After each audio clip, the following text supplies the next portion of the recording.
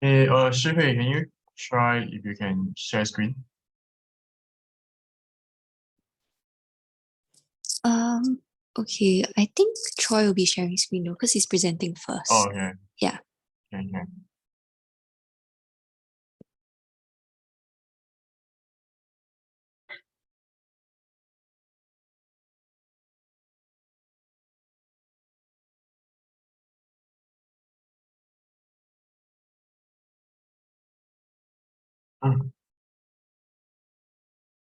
We're just gonna wait for about perhaps 5 more minutes.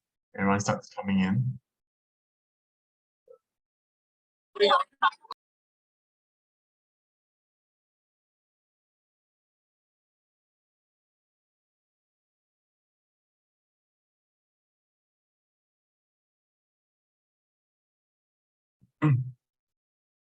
How's everyone weekends are? Ian, Fernando, Nicholas, Jenna.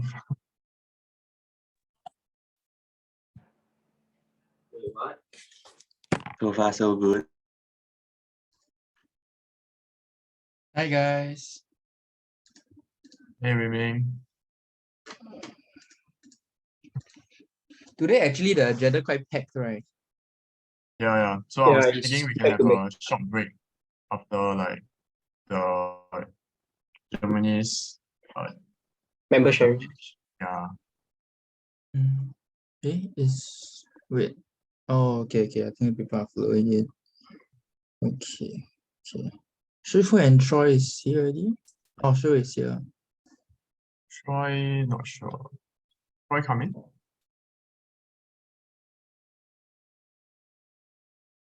Wait, let me check with him.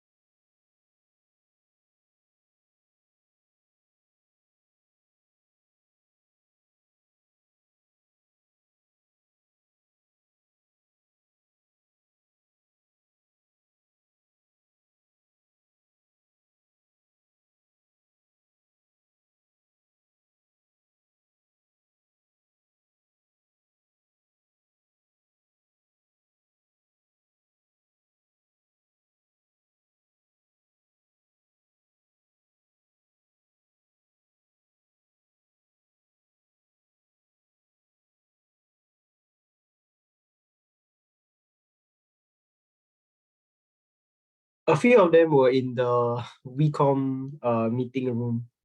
I just told them they're heading over here. Oh, got miscom. Because there were two links. I mean, we sent out the Zoom meeting link because Siddharth is overseas. Oh yeah, Yeah. yeah, see, yeah. Yeah, I think they missed it. Yeah, they're heading over now. Okay. Yeah, I gotta sort that out with the rest. I think that here, hey, Troy is here already.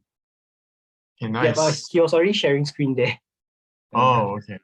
Oh damn, wonder it's yeah. a Then we have to wait a little confusion. bit longer for them to stream here, yeah. We can just wait 1 or 2 minutes.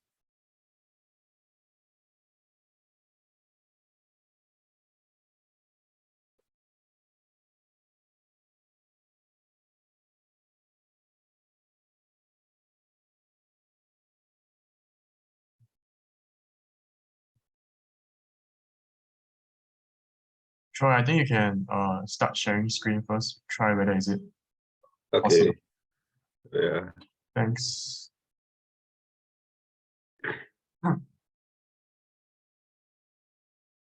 Is it okay?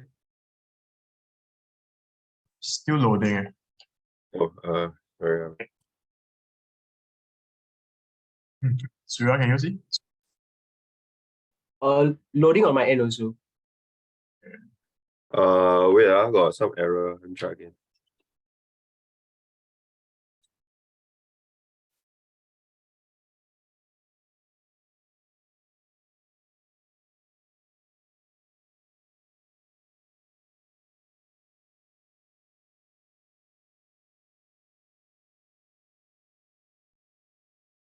Okay, yeah, I can see.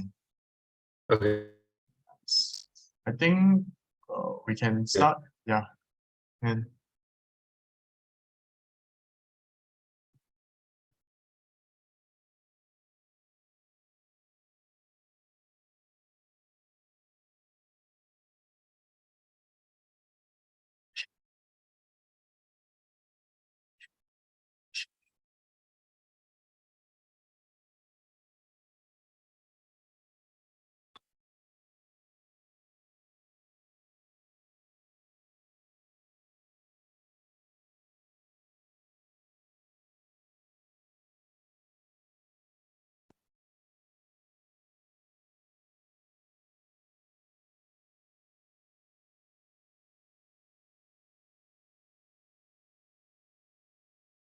yeah, Troy and Shihui, you guys can begin. Yeah. Can see the screen already, right? Yes, can. You want to Yeah, make to full screen first? See. Yeah. Sorry, a bit lag. Oh yeah, no worries. Is it full screen now? Yeah, yeah.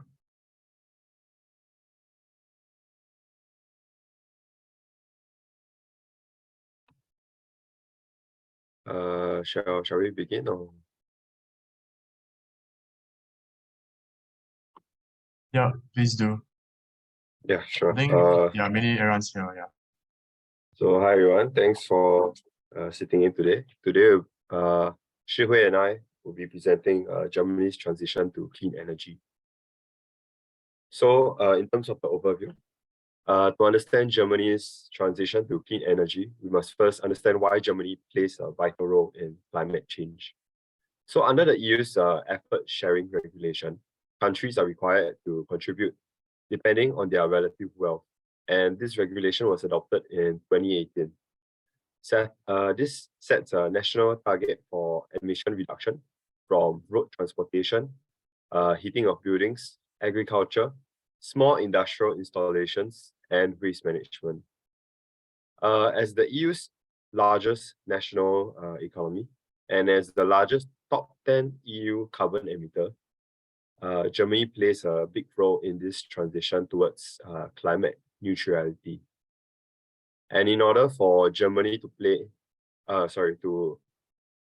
work towards this climate neutrality, Germany has to set targets to reduce greenhouse gas emissions by 40% by 2020, and at least by 65% by 2030 compared to 1990s level.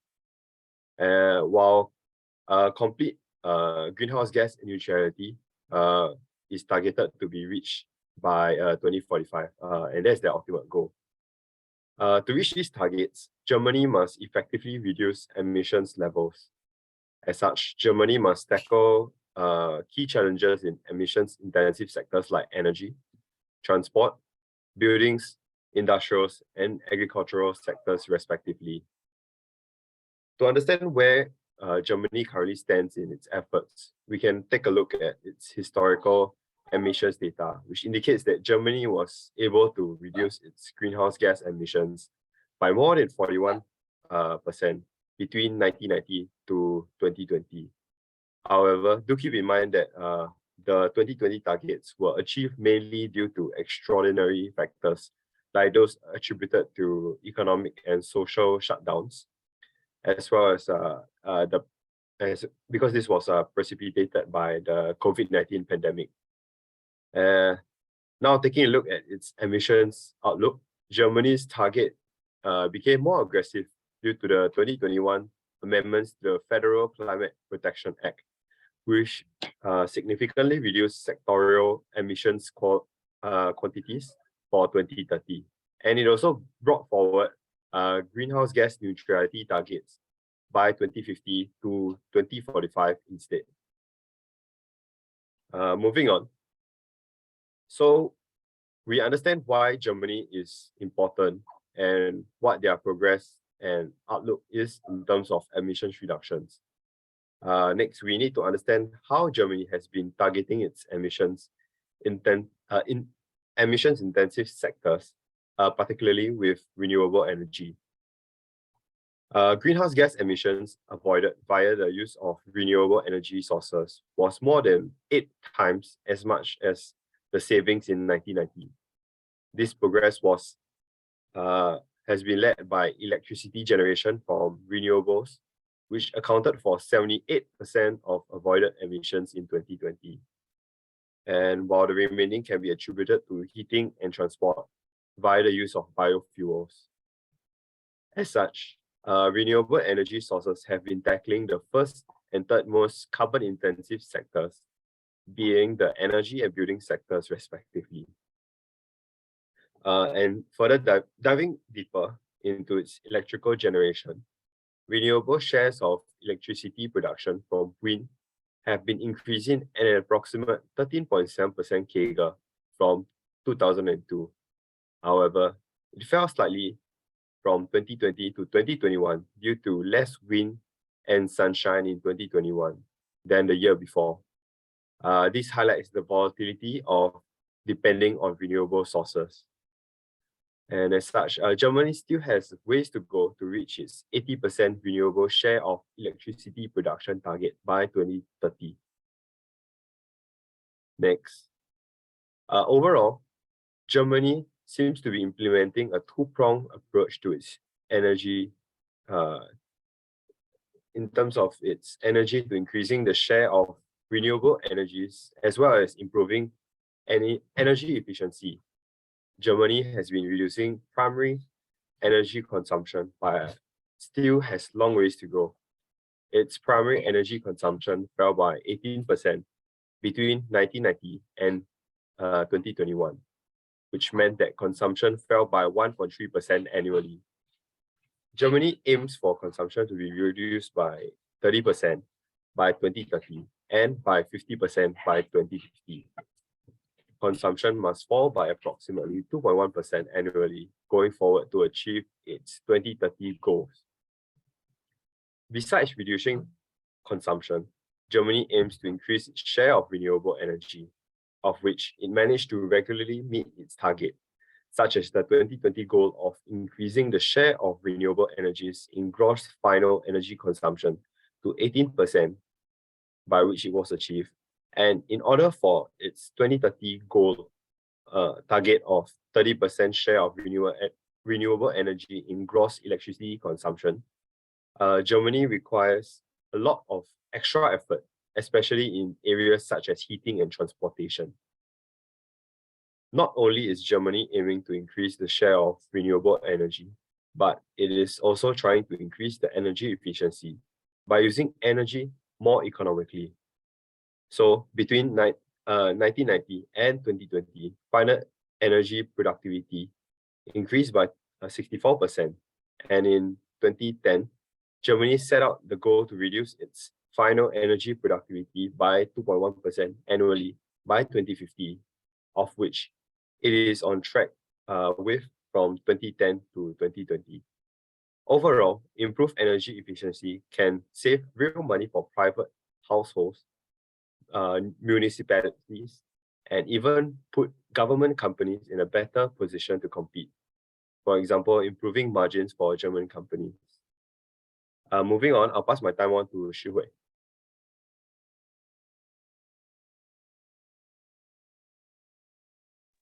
Thanks, Troy. So this slide is talking about Germany's move to smart grids, which we've included for your information. So moving on to slide 6 regarding Germany's transition plan. Next slide, please. Yeah. So overall, we can see that Germany has already made good progress in renewables with its transparent long-term energy with specific targets as detailed on the upper portion of this slide. In 2021, Germany's lawmakers strengthened the climate action law and aligned it with the new EU targets. With respect to concrete targets, Germany has also planned to phase out nuclear by 2022 and coal by 2030. However, with the energy crunch, the last 2 working plants for its nuclear energy field will be kept as emergency reserve and on standby till mid-2023, but will not produce electricity unless deemed necessary, and the German government has insisted that this is a painful and temporary measure. As for the strategy itself, renewable energy and energy efficiency are twin pillars of Germany's energy transition plan as mentioned by Troy earlier. Renewable energy already forms the most important electricity source in Germany as captured in this pie chart. Germany also plans to focus on increasing tender volume for wind and solar projects for its already wind and solar reliant renewable sources to meet 2030 climate targets. Germany's solar acceleration package will also make it compulsory for all new commercial builds to possess solar panels, and the wind on land law will also earmark 2% of Germany's territory for wind energy. However, ultimately, Germany is still fossil fuel reliant, and as seen here, oil covered 31.8% of primary energy consumption, mainly for transportation fuel. There is this heavy reliance as a result of largely depleted domestic resources and costly extraction.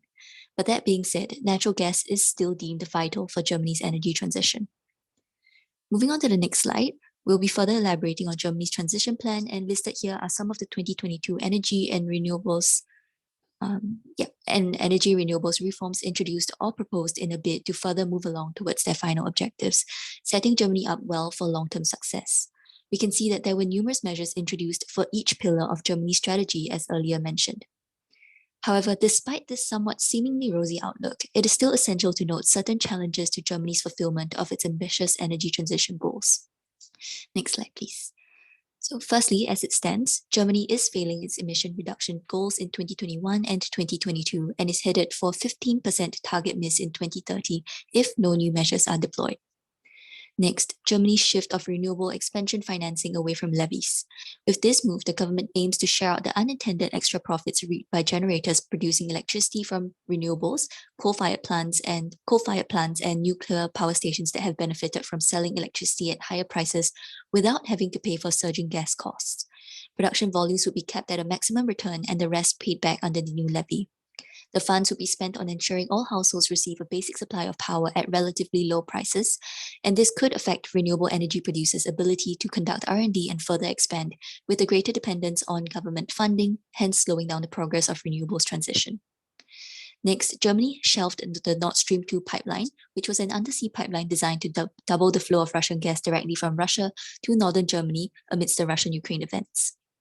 The pipeline had been set to ease the pressure on European consumers facing record energy prices amid a wider post-pandemic cost of living crisis and on governments that have already forked out billions to try to cushion the impact on consumers. This further worsens the energy crunch and crisis in Europe and creates a gap in energy supply that at the moment renewables are not ready to handle. And this impedes the transition to renewables as countries scramble to solve the imminent issues at hand first. Lastly, we have the lack of skilled workers as a key challenge towards Germany's materialization of its energy transition goals and projects as well. Figures suggest that Germany will be facing a shortage of 5 million skilled workers by 2030. And with the current workforce, Germany would be unable to manage all their climate projects, presenting a significant roadblock to their plan. However, in an attempt to address this, the German government has approved a new skilled labor strategy, so this will be worth monitoring moving forward. Moving on to the next slide, overall, with the creation of an energy gap, insufficient skilled workers, and more limited funding, these factors amalgamate to create a significant obstacle for Germany's energy transition goals. And how Germany goes about addressing and mitigating these challenges moving forward amidst the volatile backdrop facing us now will be crucial to the progress and development of its transition strategy. Thank you.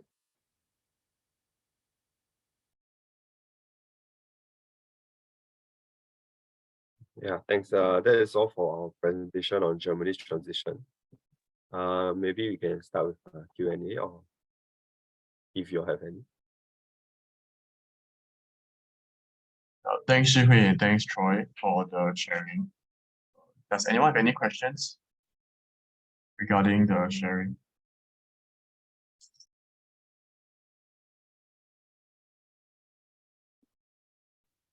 Maybe I can ask just a quick question in relation to the lack of skilled workers, right? So in the previous slide, I believe there was a article in relation to addressing the issue by creating more job opportunities.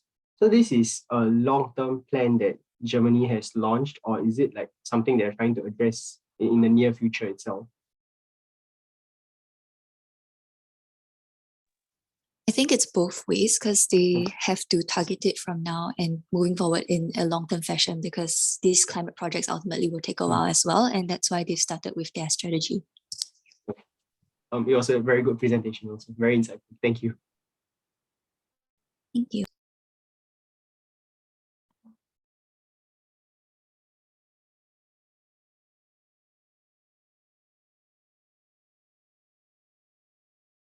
Maybe I can ask like one question. As I go through the presentation, I'm not really sure, like, because like yours at the start, you all said that Germany has a ambitious goal to really move towards renewables because they rely a lot on coal and nuclear and all that. They want to move towards the onshore biomass, offshore wind renewables. So, but then after that, you end up with a lot of challenges where Germany may not be able to do so. So, just want to like ask for your color again. Like, so do you think that they are able to successfully phase out in the future, or it's gonna be very tough? And yeah, just want to get as of the information you have now. Yeah. I think with whatever we can come up with in terms of the current information we have now,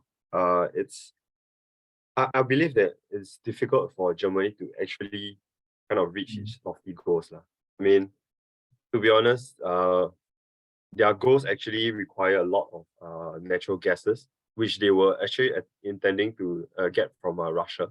But since their Nord Stream program is kind of halted, there's a lot of issues going forward. And I mean, if they have to depend on other sources and import, prices of energy will be too high in some respect.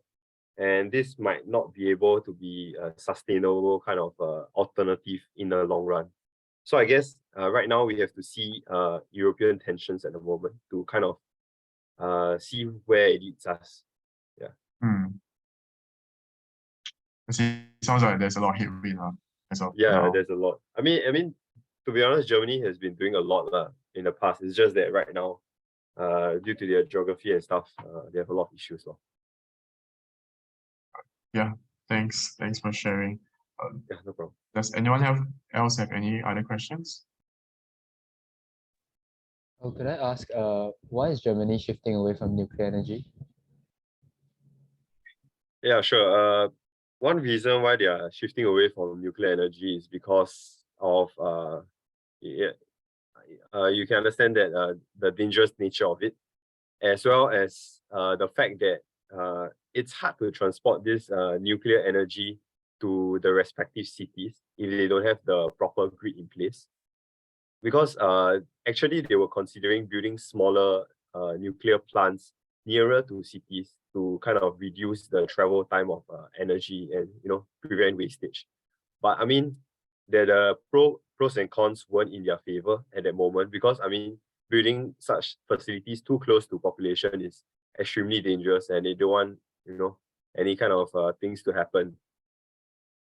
Yeah, so I mean, the safer option and the more sustainable option in the long run is to go towards renewables.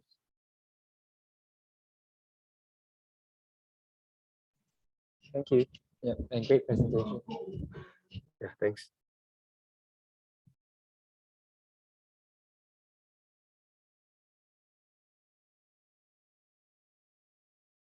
Okay, so if there's no more questions, I think just want to thank Shihui and Troy for sharing this insightful presentation. So I think we all can come back at 9:30. This is where we will do the portfolio updates. And then after that, there'll be the pitching of the funds. And that's where we really can see where you want to join up. So yeah, so we can come back at 9:30. All right. See you guys. Okay, thank you.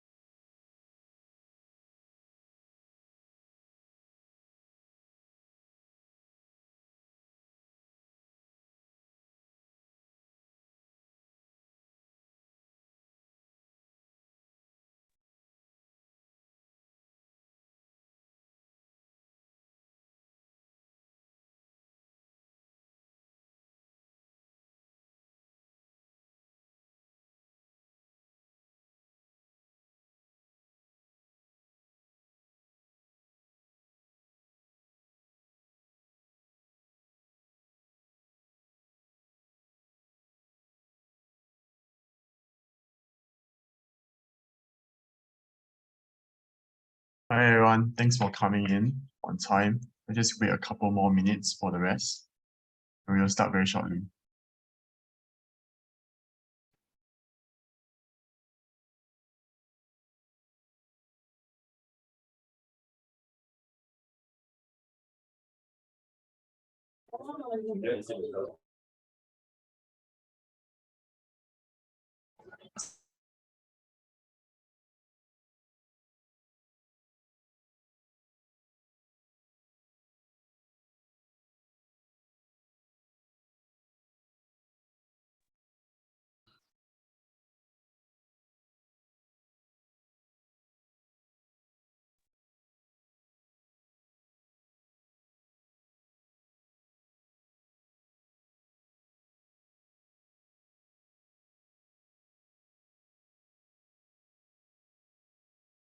Hi, can I check if the various teams are ready for their portfolio updates? So it's Team Dream, Prism, LS, and Verdi.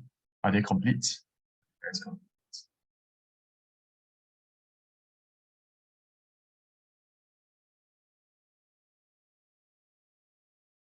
Okay, I see 2 thumbs up. Okay, Troy is also there. I think last one is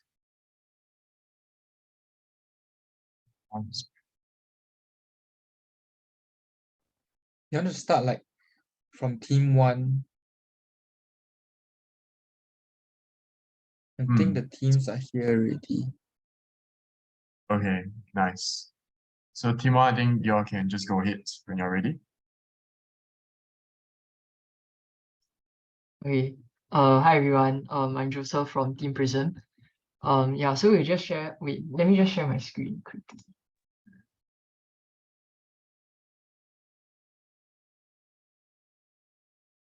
Yeah. Okay. Yeah. So I'm just going to kick off our portfolio update. So for our portfolio holdings, we are currently holding Google, as well as a lot of cash. Yeah, and our portfolio performance since inception has been about negative 0.8%. So just a quick update on our portfolio position on Google. So we recently saw the emergence of ChatGPT, which is basically a conversational AI and which can generate responses to mimic user input. Yeah, so why does this pose like a risk to Google is because ChatGPT basically it helps to summarize the data that will have taken a person significantly more time to search through using Google search. Yeah, and even though it's in beta mode, it has gained a lot of adoption. So it gained over like 1 million users in under a week.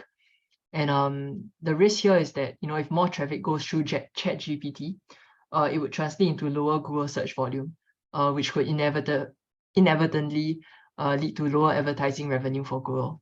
Yeah, and this is something that we still need to keep an eye on, you know, as ChatGPT is still in the fairly early stages of their growth.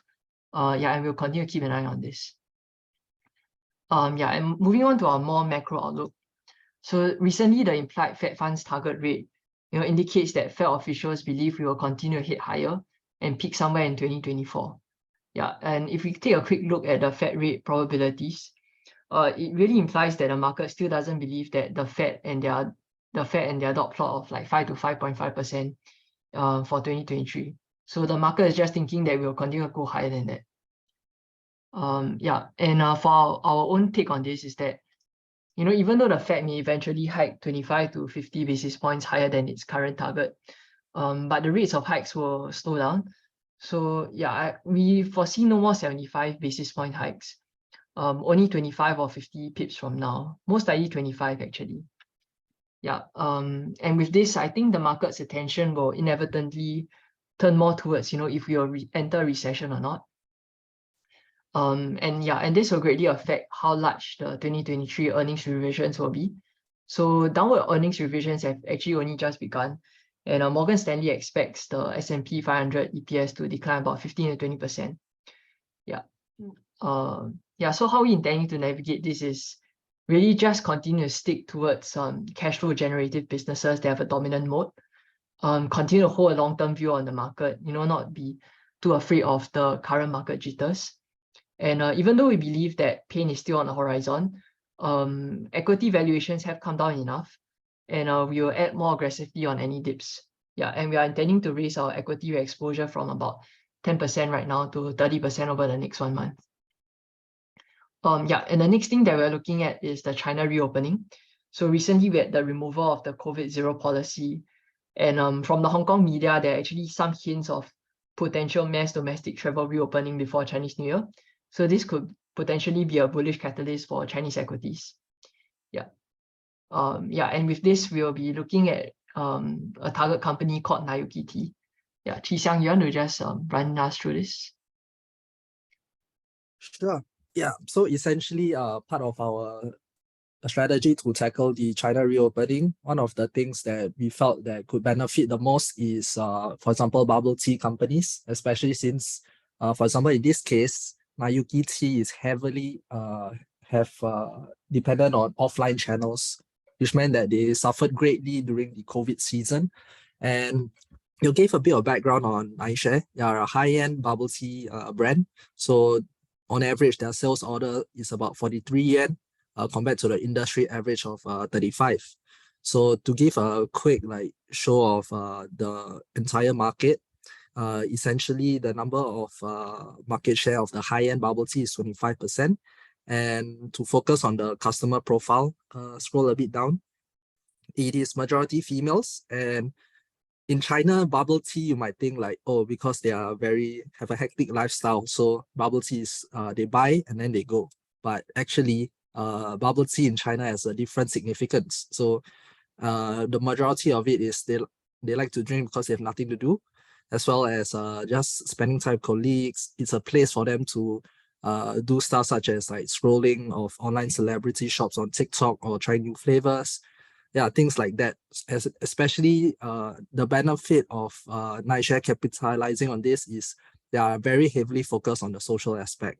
Yeah, and one of Nightshare's greatest strengths is their supply chain network. And as you can see, it's heavily, I put a comparison between what they do and what Starbucks does, so you can approximately understand what kind of margins they have in terms of the cost breakdown. So Nightshare is primarily heavily on the raw material side, and unlike Starbucks, because Nayuki is still heavily expanding, they are currently having a net loss. And yeah, so mainly the four strengths that why we think Nayuki is a good thing to invest in is they are the second largest high-end bubble tea brand in China, and they have strong presence in the first and second tier.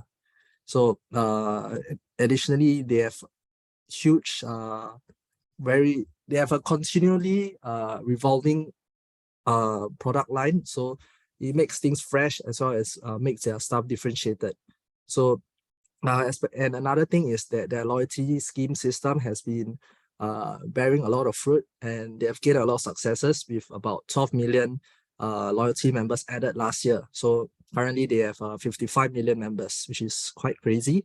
And then they have strong integrations with offline, with the online channels such as WeChat and Alipay.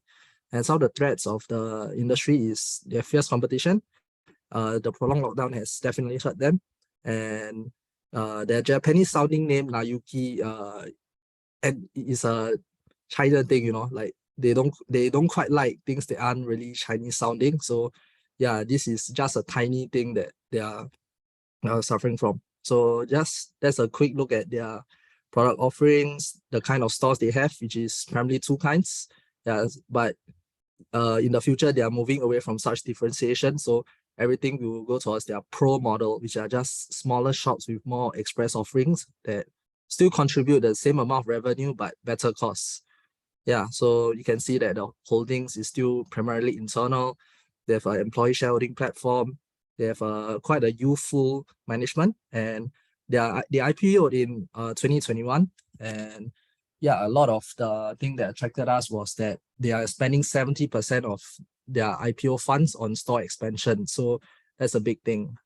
And I think that should, yeah, and to just put everything into a conclusion is simply that Nayuki is still a fast growing brand, and that their continued expansion and their ability of their supply chain network, everything management has really dealt with the pandemic well, and they are primed to really be able to capitalize on the China reopening that we hope will be happening in the next 6 months. Yes.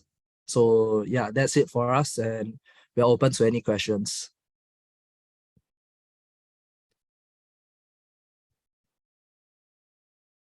Thanks, Timon. That was a good presentation. Just to clarify for the current stock that you are looking at, for the competitors, right? Who's actually the first largest? The first largest is actually Haiti, which I think we have. Yeah, so I think you can see in that. Yeah, it's Chinese. So the first column is Nayuki, Sorry. Okay. Haiti, Leleqi, 一点点, and then Starbucks. But Starbucks not really a bubble tea brand lah. So Okay. you can see lah. So the largest in the high-end tea section is Haiti, and 一点点 is in general lah. Okay. Like yeah. Then regarding the pro model, that is something that they are coming up with for the future, is it? It has already been so currently they have two types of stores. One is the general stores, which is just very, very huge stores that I think if you scroll down a bit, a bit more is in the Chinese comparison chart. So just wait, up a bit, that one. So essentially if you can zoom in a bit, yeah, that one. Yeah. So essentially what the Chinese thing means is the 180 to 350, that's per how big the store is.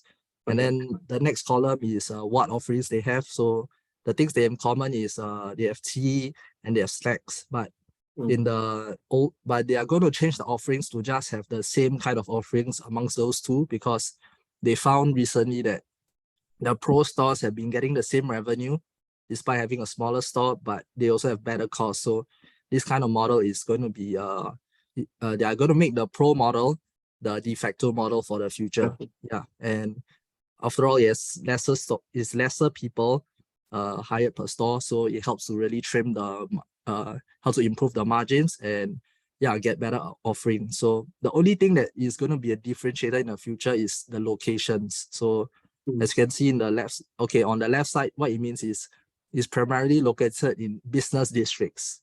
But the Okay. pro model is in like business districts, but also in residential areas and universities. Got it. All right. Thanks.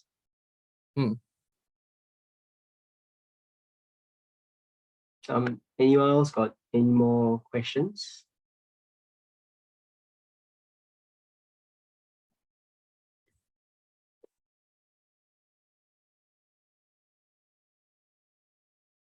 Okay, if not, we can move on to team 2. Thanks, team 1. Okay, hi, let me just try to share my screen. Sorry, you cancel this.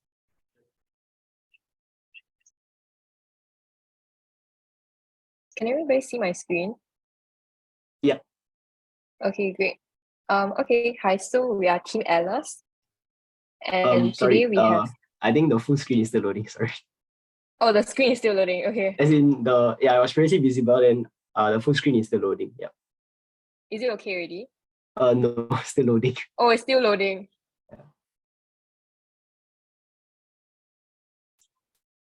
Oh, wait, I think it's paused.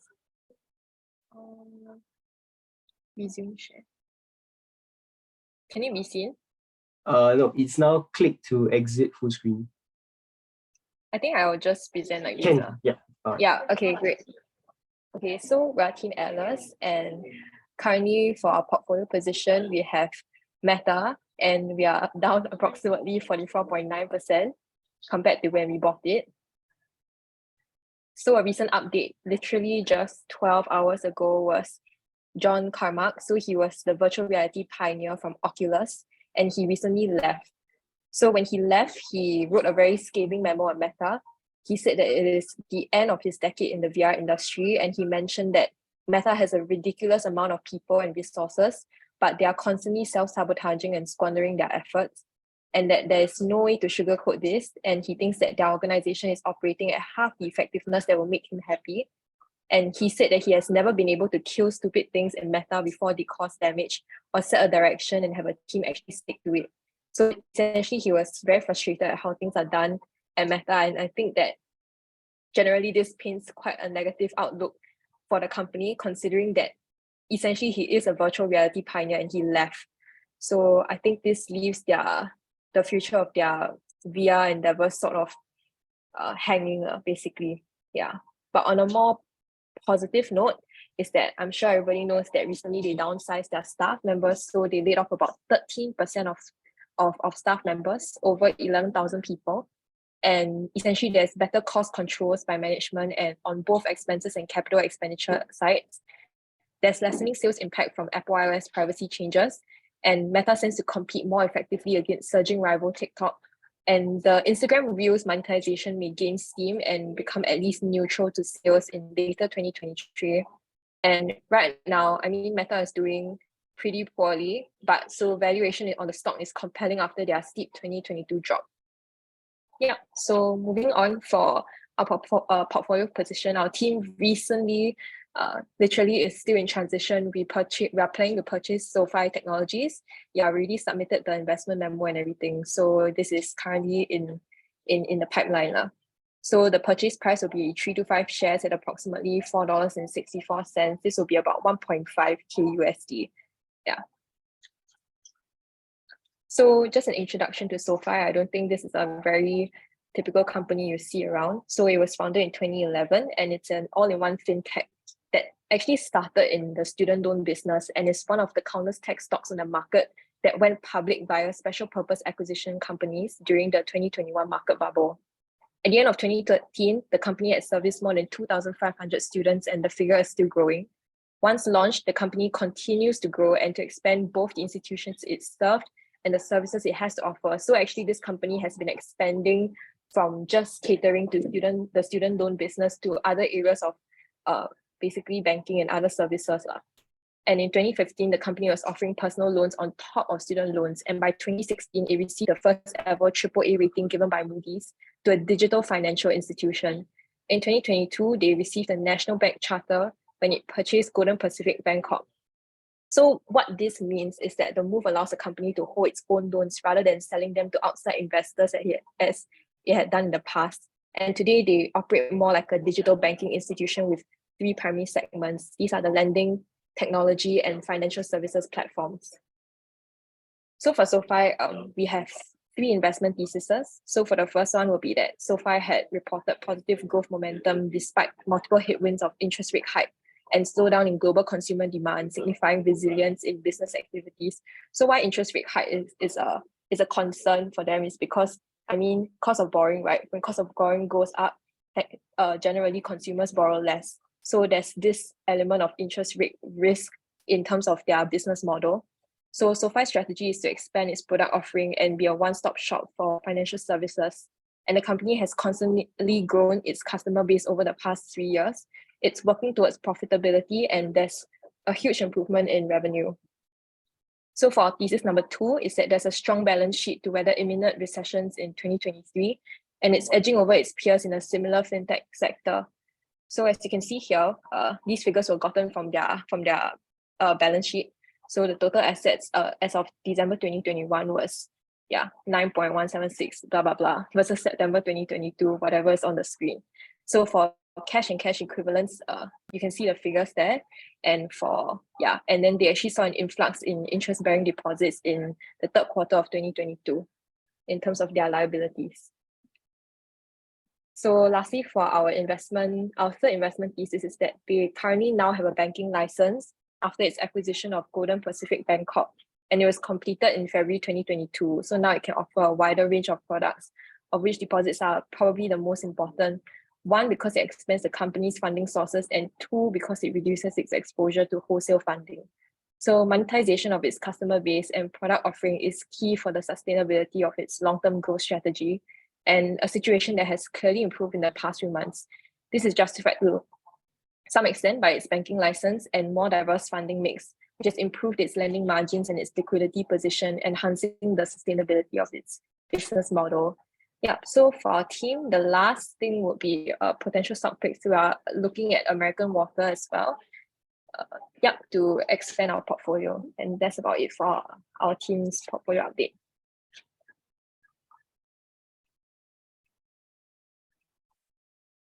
Thank you, Team 2. Does anyone have any questions? Yeah, I have a question actually. Thanks, Grace. Hi, I have a question. No problem. Okay, Pauline, you want to go first? Sorry, is it okay if I go first? Yeah, you go first. My question is, I'm just wondering if you guys still intend to hold on to Meta, because honestly, to me, it sounds like the previous thesis about the metaverse is now kind of like diminished significantly because of whatever we just heard, right? Okay, the thing is that I think personally on my end, I think Meta was a very, very bad call. I think that we purchased it at a very high price, and currently honestly, I don't think it looks very good, but I think this might sound like a very bad reason, but I think our team thinks that we're too far in to suddenly just bail, even though like the sunk cost is basically very high for us, and yet at the same time, we still have that hope that perhaps after the layoffs, this could signify a turn in their fate, because now they're trying to cut costs, they're trying to reduce their expenses, which was not managed by Mark Zuckerberg previously. They were just spending whatever amount they wanted, and I think now he's starting to realize that he cannot just simply have tunnel vision on the metaverse, because a lot of companies are in the meta. So like Facebook, Instagram, all these WhatsApp, these are all revenue generating for Meta. These are platforms that they can advertise on, they can get advertising fees on, and he has not been focusing on these platforms, but rather shifting his effort to the metaverse, which currently is not profitable yet, besides the headsets that they're trying to sell, which is So I think that now that he realizes that this tunnel vision is not going to fly, I think if he returns his vision to his attention to the revenue generating platforms like Facebook, I think Meta might still have a chance of turning back. And I think our team personally, we would wish to regain at least a little bit of the capital that we placed in already. Yeah, 2023 might be more positive for them, but 2022 has just blasted them, basically. Yeah. So the conclusion is that we're not going to sell for now. Yeah. Oh, okay, I understand. I wondering if you guys have any deal breakers in mind on like what might happen, or if it hits a certain price, you will definitely decide to sell. What deal breakers? I think we didn't If you don't really. have, it's okay. Yeah, I think we didn't really discuss Yeah. deal breakers. Thanks, Pauline. Then I'll pass back the time to Jiang and Sue. Thank you. Jiang, I think you can ask. Yeah, thanks, Grace. So just like one question, because just now you said like the interest rate increase, right, in terms of cost of borrowing. But isn't like SoFi like a digital bank? So isn't a raised interest rate is a tailwind for them? Is a sorry? It's a tailwind Is a tailwind. because they are lending. Their revenues are based on lending services, right? So if rates increase, they would increase. Okay, I think I get what you mean. So essentially, it's both sides of the same coin, right? Right. Yeah, but I think when I mentioned the interest rate risk, I was more so trying to underscore that this is the risky part for them, but of course it will be mitigated by the other side of the coin that you mentioned. Yeah, but it's still a risk that exists for them, especially since their primary or the first business segment that they undertook was for the student loan business. Yeah. Okay, got it. Thanks. No problem. Thanks for your question, Jiayang.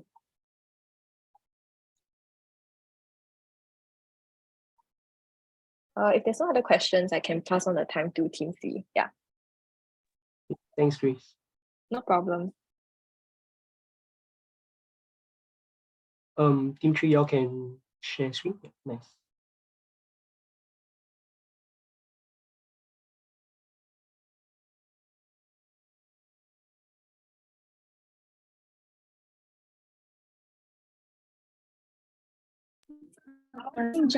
Are you able? Are you able to see?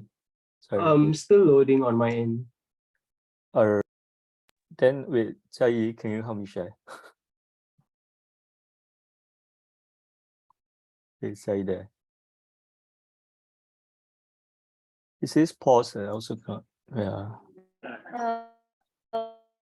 See if I can share. 哦，是这样的啊。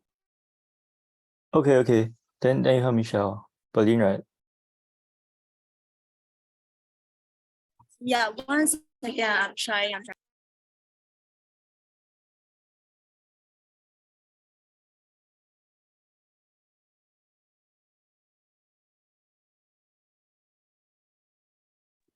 Can you see? Yep. Yep. Okay. Okay. Yeah. So these are our team's update for this month. We're still loading also. Maybe I just don't share full screen. Okay. Yeah. Next slide then. Yeah, so this is our current portfolio snapshot. Year to date is down 2.75%. Holdings unchanged. Next slide. Yeah, so I think for DQ there are two key updates. So the first one is in mid-November. Sorry, I forgot to update this in the last portfolio update. But basically the board of directors has approved 700 million share repurchase program effective from November this year to December of next year. And I mean, they're trading at a market cap of 3.2 billion now. So they are literally committed to repurchasing 20% of their market cap.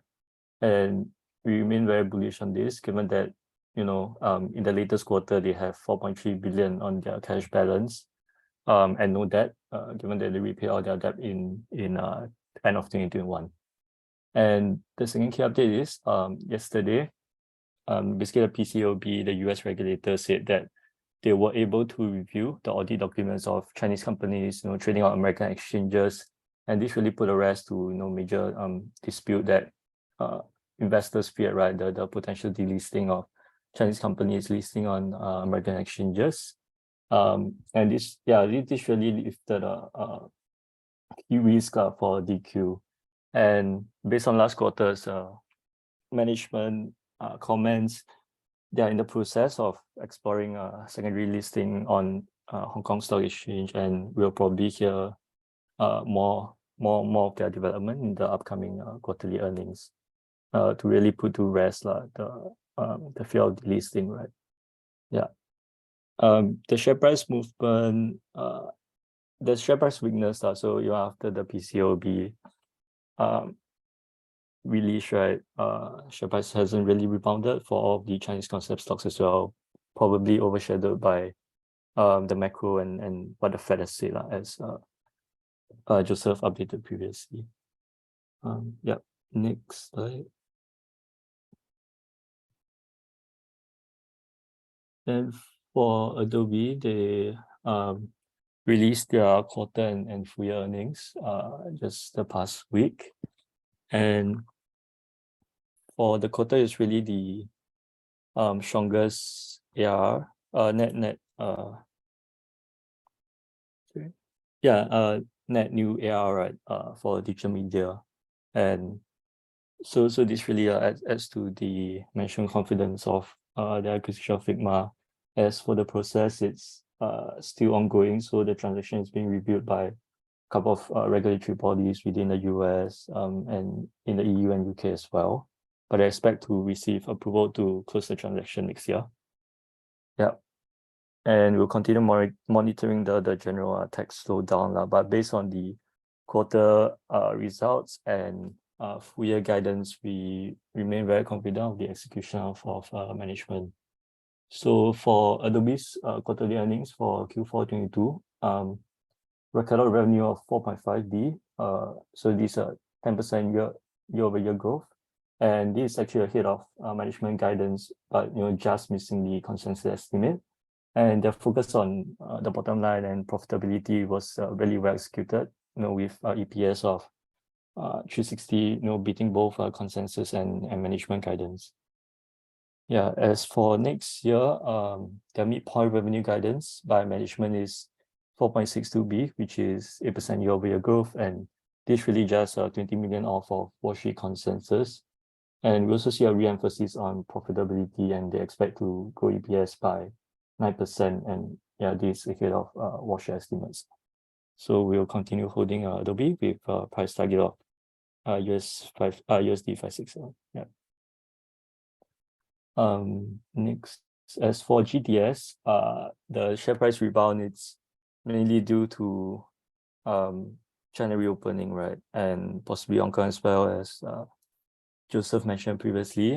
So obviously, given that most of their data centers actually all of their data centers are located in the prime economic hubs, this really is like an inflection point with regards to the market sentiment on the stock. Yeah. And I think that's all we have for the portfolio update. No material or major news regarding American Autoworks. Yeah.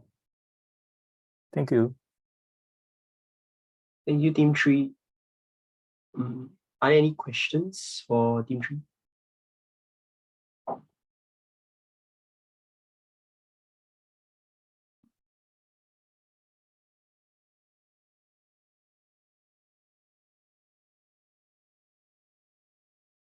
Okay, if there are no questions, then we can move on to Team 4.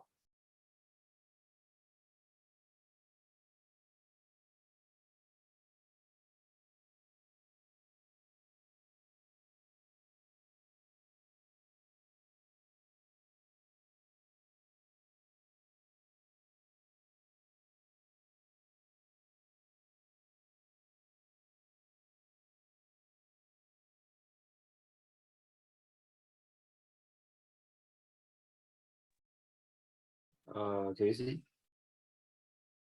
Yeah, but it's zoomed in. Wait. I don't know if it's only on my end. To me, I think it looks fine. So what are you looking? Sorry. Then it might just be me. You was like zoomed in for me, the slides. How about now? Is it better? To me, looks good. What about you, Surya? Still zoomed in, but I think it might be a settings thing. I'll just correct on my end. It's okay. Yeah. I think it should be just me. Okay. Let's go ahead then. Yeah. So this is our current portfolio. We actually only have one holding on Unity Software. It's currently down by 68.66%. Just some updates on the Unity itself. So Unity did an announcement of acquisition of Iron Source back in July for 4.4 billion. This acquisition was actually completed quite recently in 7th November. And just to give some background, Iron Source is an Israeli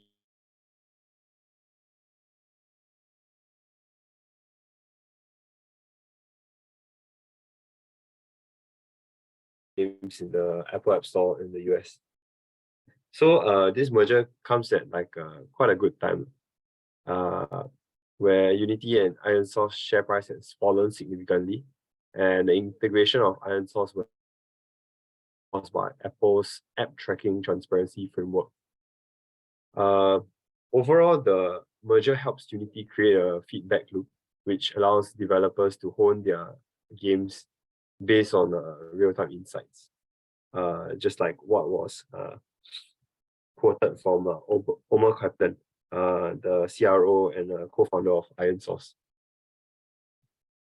So some of the significance of this merger is kind of twofold. Unity, this kind of helps to solve Unity's internal monetization pool issue, which was mentioned earlier this year. And it also allows Unity to kind of solidify their market dominance via like a flywheel effect of game creation and monetization. So although the merger was kind of dealt with kind of a skepticism by investors, as the time of and term of the deal kind of required Unity to dilute its shareholdings by issuing more shares to finance the deal. We believe that the merger will help Unity to resolve its integration and execution issues for the flywheel effect to kind of kick in. So this flywheel effect allows better launches of games in the future by improving its odds, because it allows the developers to test the monetization strategies before launching the game itself. Yeah, so that's kind of all the updates we have on Unity at this moment. Yeah. Any questions?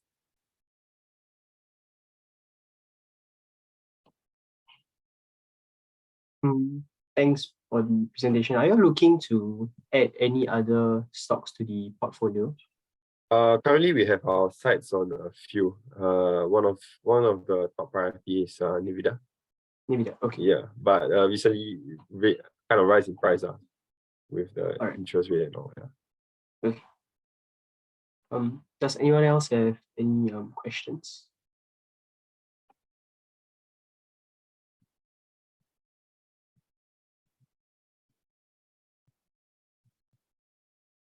Hi, so the same question.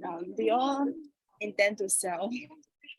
Right now, we don't see any kind of like a solid fundamental reason to sell NVIDIA. I think previously we bought, the time that we bought it was maybe on the high side, but I don't think it was overvalued at that point of time. I mean, Unity, yeah, Unity as a company, they are dominant in the market. Then combining with Iron Source, which is second in their industry, kind of solidifies their dominance. Okay. I'm just asking because I remember briefly that you guys mentioned before you guys are looking at selling, but you guys changed your mind, right? Yeah. Okay, I understand. Thank you. Any other questions? Okay, if not, thanks Team 4. Thanks.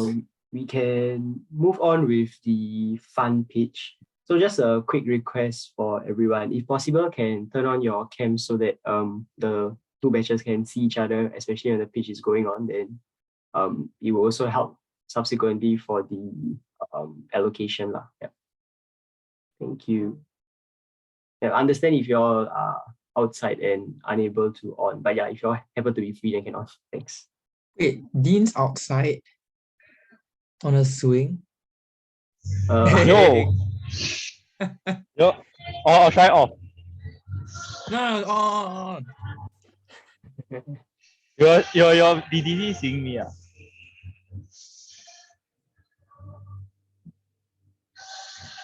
Yeah, then team one, y'all can get ready to pitch. Or then oh yeah, if possible, can also like maybe raise hands or just bump yourselves up so that everyone knows who is part of team one as well, or respective teams are in fact. Yeah. When each of you are pitching. Thank you.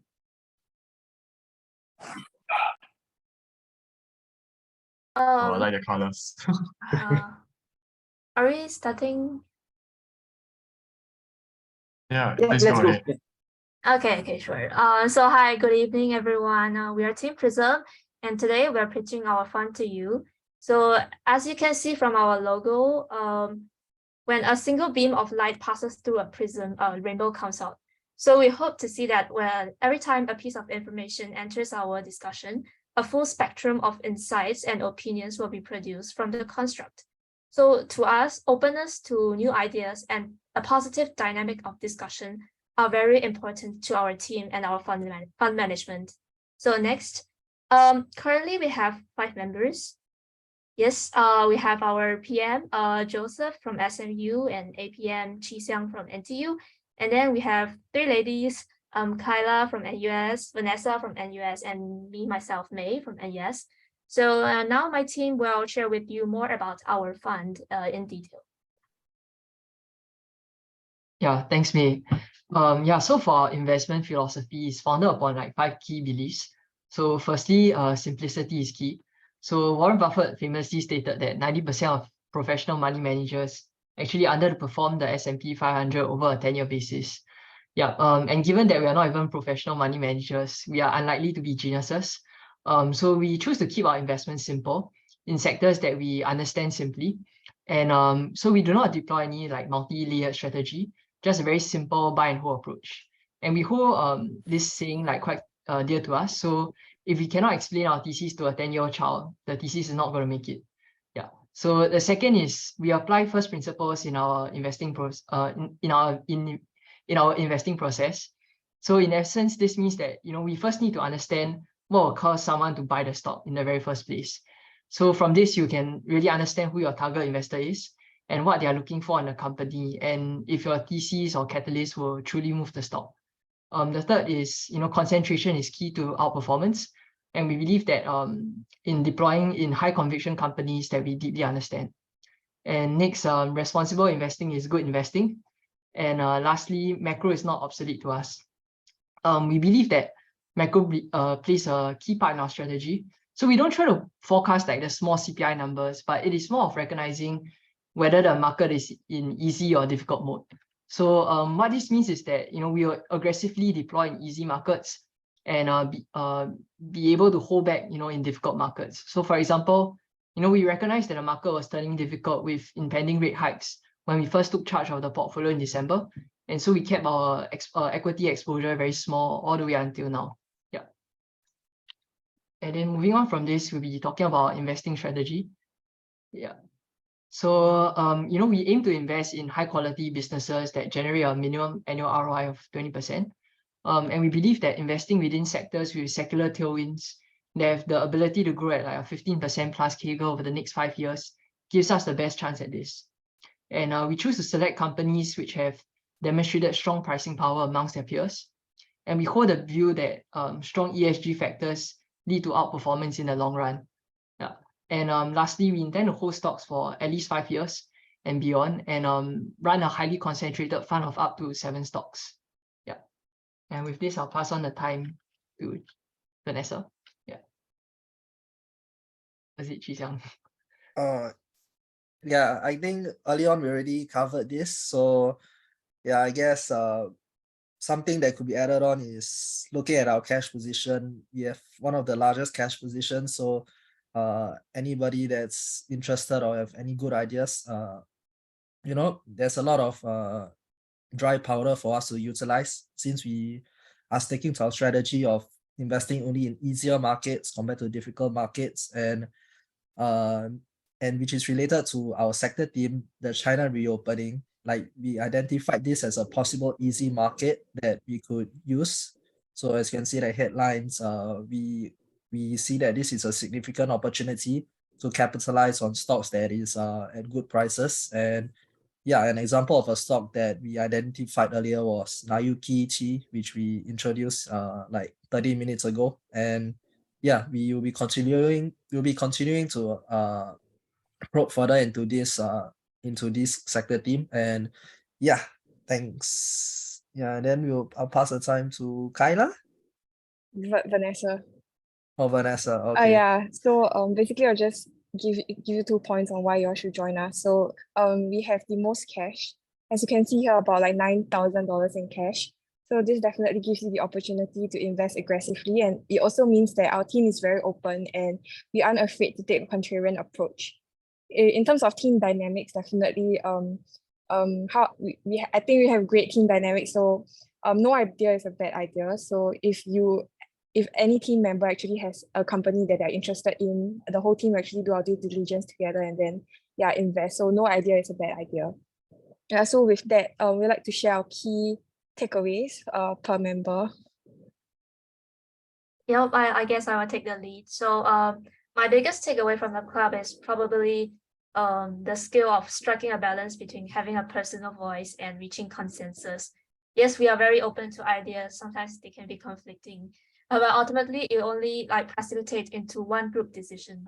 So I think the experience of persuading others and being comfortably persuaded is invaluable to me. And I think if in long run a person is able to build this reputation of being rational and trustworthy and reliable in the long run, there definitely will be opportunities for the person to shine. Yeah, and for my key learning point, I think it's really about being a contrarian in difficult markets. I think our entire group actually felt quite FOMO once we saw everyone deploy capital in the first few months, while we held back due to our bearish view on the broad market. So I think for me, it's okay to be a contrarian, but just have to be honest with yourself. If you're being contrarian just for the sake of being contrarian, or really standing apart from the crowd because your thesis is really playing out. Yeah. For me, my biggest takeaway for the past year has been working as a individual investor versus working as in a fund, because we have different approaches.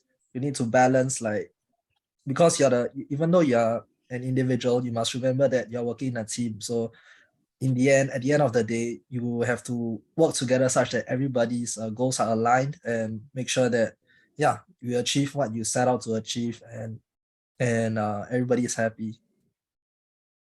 Yeah, thanks, Chisang. I guess personally for me, similar to Joseph, I've learned about how we should dare to be different, our portfolio holding cash, but also staying curious to read out about potential companies to start investing in. So basically dare to be different while also doing your due diligence and being aware of the markets. Yeah. Yeah, I think our teams are really easygoing and knowledgeable bunch. I think I learned a lot from the past year of working with them about looking deeply into companies, forming investment thesis. Generally, I think we all kind of learned together, and that's something that was invaluable to me in my time here. And we all have very diverse experiences, which I thought was really it was something new. I feel like we all kind of have our own contribution to when we're researching the company, and my time in the club wouldn't be the same without them. So I guess to wrap up, we're looking to expand our portfolio going into 2023, and if our investment philosophy and strategy is something that resonated with your own investment beliefs, feel free to join us or reach out to any of us if you have any questions. Thank you.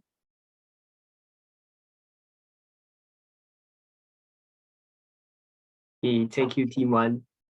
If anyone has any questions, y'all can go ahead and ask Team One. Maybe I can get the ball rolling by just asking one quick question.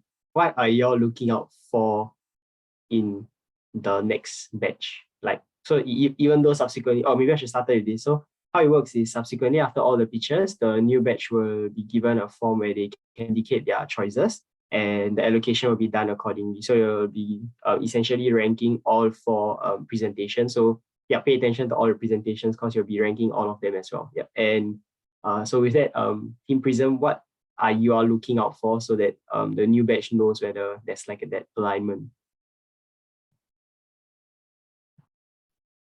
Yeah, maybe if I were to just share, I think we want someone who is inquisitive, who reads widely and is willing to challenge like our views as well. Yeah, I think it's really key to our entire learning process that we bounce ideas off each other. Yeah, and I think as May mentioned, like no idea is a bad idea. Yeah, and so we are very open people who just want to continue learning from each other. Got it. Thank you. Does anyone else have any other questions for Team Prism?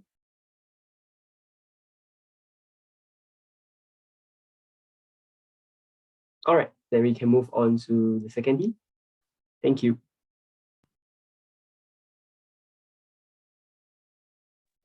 Sorry, it's my team next, right? Team 2.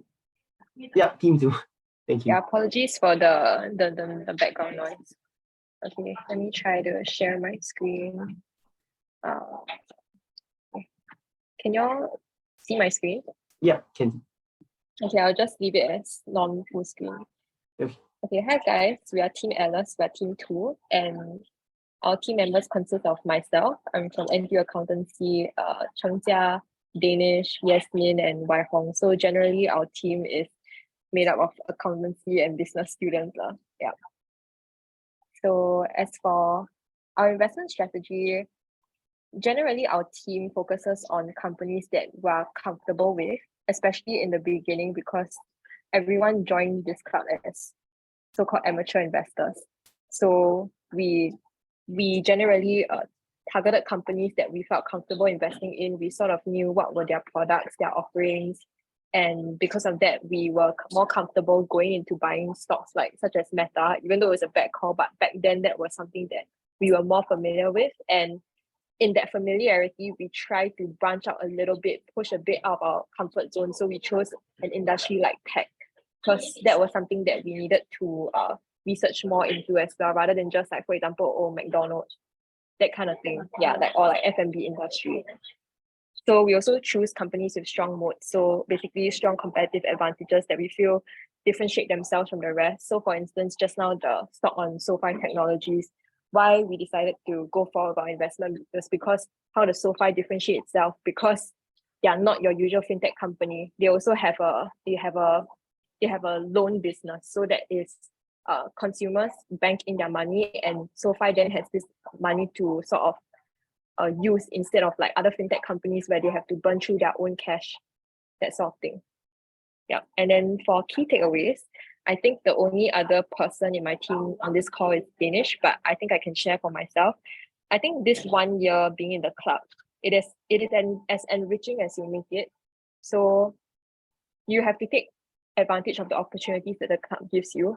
I think for example, things like stock competitions that they organize. For instance, I competed with Cheng Jia and Jingzhe in my first ever case com this year that was conducted by Gen Z Club basically. And I think it was the experience that really sort of pivoted me to have an even further further interest in finance basically. Yeah, and especially in the ESG realm. And I think for your own personal learning as well, I think this club gives you accountability because we have portfolio updates at the end of every month, right? So it's on you to sort of go and research into the updates to sort of know how your portfolio is doing, as well as to look further into the market as well, sort of have that macro outlook on how the market is doing. And I think that really creates that form of accountability for yourself, because I mean, as students, sometimes if you're very busy, then you tend to neglect these sorts of things. And I think practically wise, this would definitely help in your internship applications when they ask you things like current affairs or what's your take on the market, a very simple question like that. Having these portfolio updates sometimes might take some time out of your own personal time, but I think the benefits of it still outweigh the amount of time that you put in, and I think that's why sometimes that's the benefit that I would say lah. Yeah, so essentially try to take the process seriously. If Dennis would like to share anything, it's fine also. If not, I think our team is done. Yeah. Yeah. Yeah, thanks, Grace. I think just echoing what she said, just making use of the opportunities granted by the team, and also like I think just working on a diverse range of like not say projects but kind of work streams. So like this is one, for example, and then you also have the ESG sessions weekly, the presentations monthly. I think it's very nice to learn from everyone, and yeah, I think I hope to do more. I think I would say personally for myself, I could definitely be more invested in all these sessions and all these opportunities that are coming up ahead. So yeah, thanks. Thank you, Team 2. So anyone, you all got any questions for Team 2? Okay, then we can move to Team 3. Thank you, Team 2.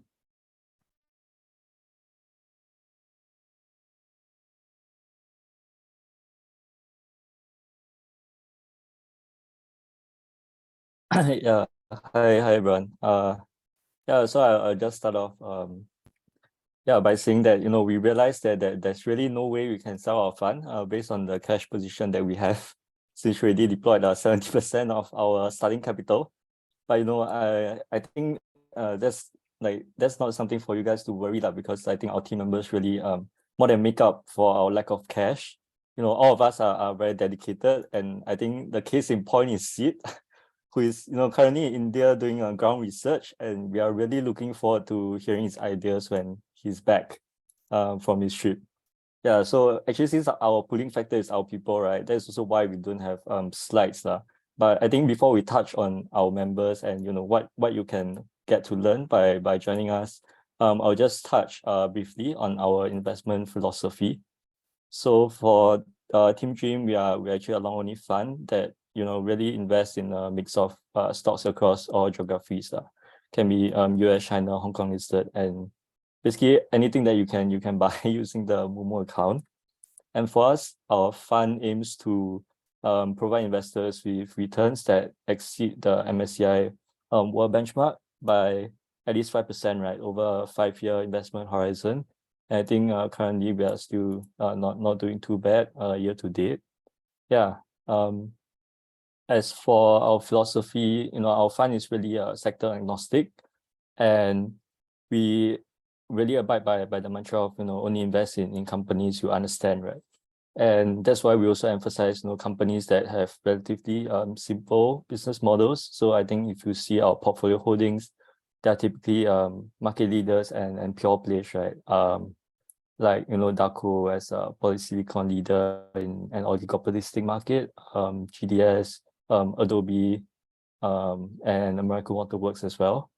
Yeah, and for us, we have the flexibility of holding cash, some cash position pending investment. Yeah, I think I'll pass the time to Pearlyn next to share a bit more. Yeah, so you should totally join our team because of our strategy, pure play, simple business model.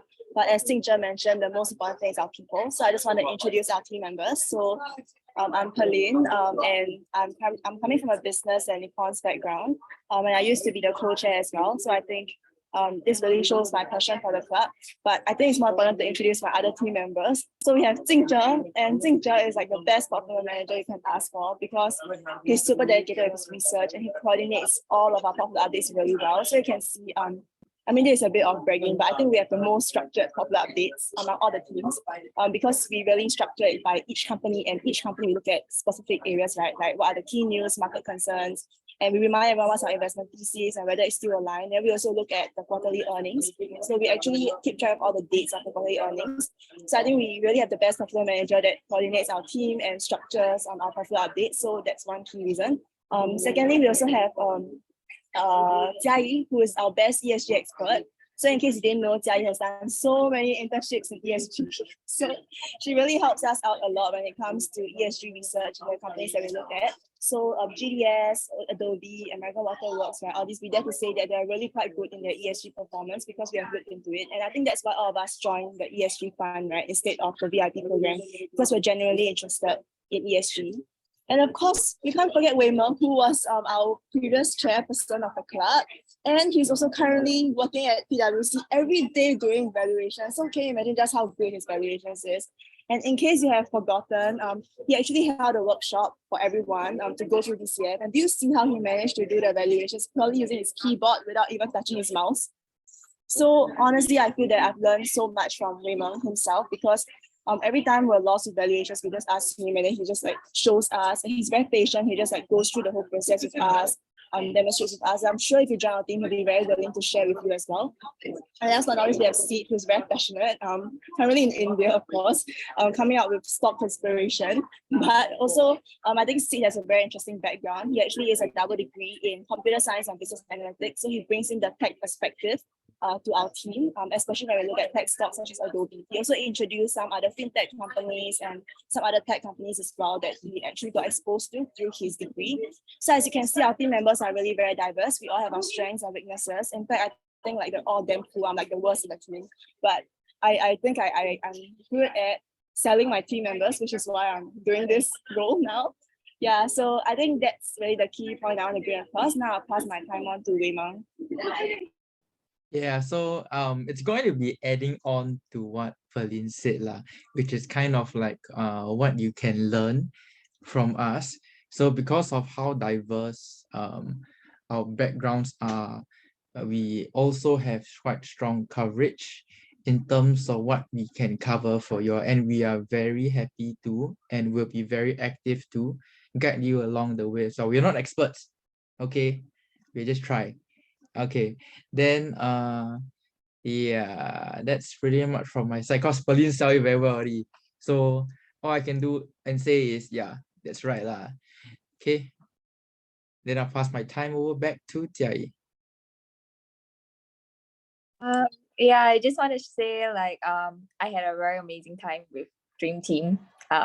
It feels like a dream to work with them because everyone is so driven, and we are also not afraid to share and just, you know, not only like in terms of work, but in terms of catching up with daily life and just cracking jokes. It just makes it a very comfortable space to learn with each other, and everyone is funny and fun. So if you guys are keen and learning, and also will also be very keen in sharing, not only in terms of the investment side, but maybe in terms of career, women has some point of view that he can share, and maybe in terms of fundamentals, others could share their point of view as well. So if you're interested, you can join us. Yeah. Thank you. All right, okay, so join Dream Team, fulfill your dreams. All right. Okay, so if are there any questions for Dream Team? Okay, then we can move on to Team 4. Thank you, Dream Team. Hi everyone. Troy, can you help me screen share? I'm sorry, I'm outside, so Troy will help me share the screen.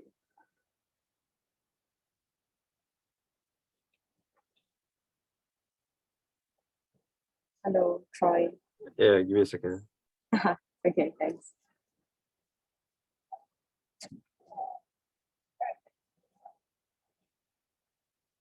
Okay, maybe I just start first. So I'll do a quick introduction. So hi everyone, I'm Jacqueline. I'm the sort of portfolio manager for Team 4.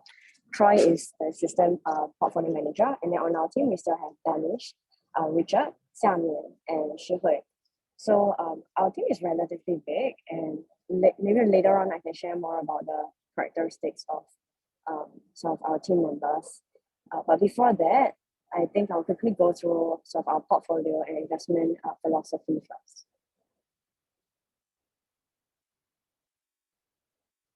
I'm not sure whether is it my Yeah, phone? on my end also is still loading.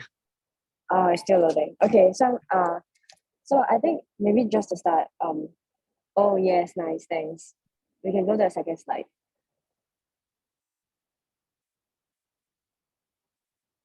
I'm sorry for the technical difficulties. Okay, so anyway, for our team, when we first started, I think we mainly focused on the TMT sector. So I guess TMT will be pretty broad. So it's not limited to only your tech stocks, but also your sort of tech peripherals, so including semiconductors and any other, let's say, consumer tech or like health tech. So just to make it clear, we don't only look at pure digital tech stocks. I think we established a couple of logos for our fund. So things like tobacco, alcohol, yeah. So this typical ESG red flags, it's a no-go. And then I think Troy previously for the portfolio update, he shared about Unity. So our current portfolio only has Unity as a stock. I think we bought it with a lot of conviction, and we still do have the conviction for Unity, even though the stock prices have dropped quite a bit. I think we review it on a sort of pretty like regular basis whether we should sell the stock. But I think in terms of fundamentals, we still have. It's okay, Troy. Then I'll just do without the slides. Thanks. Yeah. So in terms of fundamentals, we reviewed Unity a couple of times. We still think it has a very good long-term gain per se. So maybe off my head, I'll just sort of share certain investment theses that we put out there when we first decided to invest in Unity. So Unity, as what you guys might have picked up from Troy sharing, would be a game engine. Actually, that's one of what they do, right? So, but what is really cool about them is they have the technology which is real-time 3D technologies. And for the longest time, they have been in the game industry. So they're one of the market leaders in that field, together with your Epic Games. So that's another sort of game engine. So these two are like duopolies, right? So for Unity, we like the fact that one, it is one of the market leaders. It has technologies that is transferable to other industries outside games. So that's where we see huge growth potential. We also like the fact that it can, because of that, it can grow with or without metaverse. So metaverse is more or less, it's a buzzword, but no one actually knows whether it's going to work out, right? So we like how Unity can tap on this hype, but without the hype, it can still do very well. And another thing is how, as compared to Epic Games that sells to AAA studios most of the time, Unity is more flat, and we think that is the future where things are more democratized. So so those are sort of just explaining a bit about why we still have conviction in Unity. So apart from Unity, the rest are still cash. So I'm not sure whether you managed to catch a glimpse of the slides just now. We have a couple of stocks that we have actually done our research and are in pipeline. So we're just waiting for the right pricing. So things like NVIDIA, we look at it, but I think right now it's a bit high. So NVIDIA is semiconductor provider. And then you have Daco Energy. So that's on the more energy side of things. We also have Intuitive Surgical, which is the provider of the world's largest provider for kind of robotics surgery. So the Da Vinci system. So we did that. We did that for our, I think, one of our bootcamp competition analysis. So we do have a number of stocks that we are eyeing, but we just haven't found the right time to buy. Probably soon, with given the current climate. So I think that's very broadly about what we have done over the past year, and then the kind of sort of strategy of sectoral areas that we're focusing on, which is more tech related. And then so I think that's one sort of to sell Team 4. One, if you join us, we have cash to work with, right? We still have a lot of cash for you to play with, and then for you to make your own bets. And I think two, on the team, our team is pretty diverse. So diverse on multiple fronts. One, in terms of background, so we have Xiaomian, who is actually a lawyer. And congrats, Xiaomian, who just passed his, no, he just took his bar exam. Yeah, but he's a lawyer. We have Richard, who does computer science, right? And then we have the rest of the team are mainly in business, econs, finance. But even then, they all have different internship experiences. I personally have worked for about 1.5 years. I'm at EDB, with Digital Industry Singapore. Hence, I'm also quite familiar with the digital sector. I did my bachelor's in China, so I think that also helps to in terms of the different perspectives that I can bring to the team. Yeah, so our team is pretty diverse in terms of backgrounds. So it's very interesting if you join us for one of our discussions. We might be looking at the same issue from very different angles, be it macro, be it micro, and then thinking about different ESG considerations. You have the legal side of the consideration, right? But you have also the financials that look at what's actually the material, how material is this impact, etc. Yeah, so I think that is the second perk that I'll say. So the first perk is you have a lot of cash to work with. The second perk is that you're working with a bunch of very diverse people with different background and perspectives to offer. And I think maybe the last point to answer the first question that was posed to the first team, right, which is what kind of people we are looking forward to join the team. I would say we are very open, but we're very open to whichever background you're from. But a couple of traits will be helpful in terms of to maximize your learning with us or for us to learn together. I think one is definitely to be open to different opinions, views, because we're so diverse. And two, to be confident enough to defend yourself. I think we do have a couple of more heated discussions where we discuss openly and directly. So no personal attacks, but we kind of sort of expect each other to be able to engage in intellectual discussion. And I think most of our entire team sort of enjoys this kind of atmosphere. So no one will take offense if you stand out and say hey Troy, hey Richard, I don't think this is right.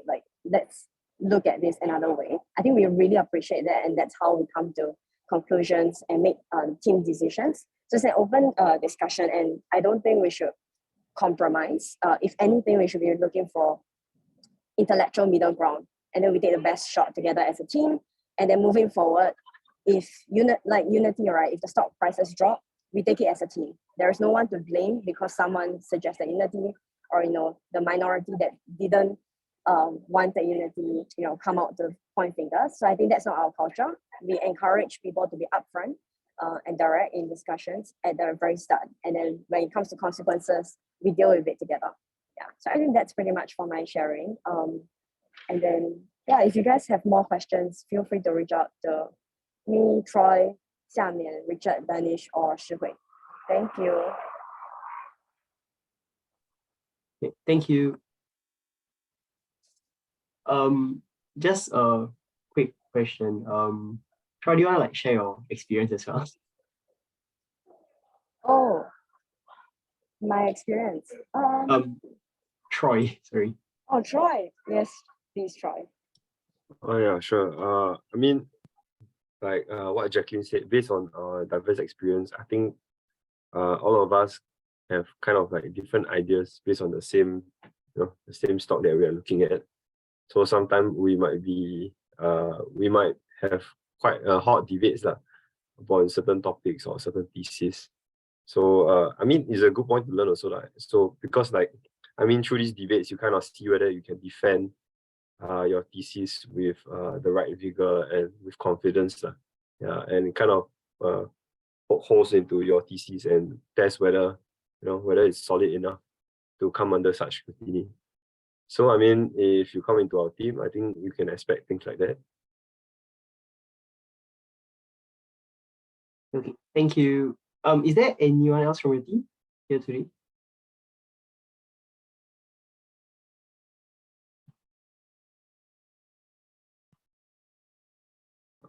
No, I think the rest is not here. Yeah. All right. Chang, you want to take over? Yeah, just want to thank everyone for coming. Hope that you'll make an informed decision based on all the sharing. So what will happen now is that I will send a form later to the group. So the new batch will just have to fill in the form, and latest by Monday, 2359, and that's where we can finalize the grouping. So yeah, I think if there's nothing else, we can hop off. Thanks everyone for coming. Thank you. Thank you, everyone. Thank you.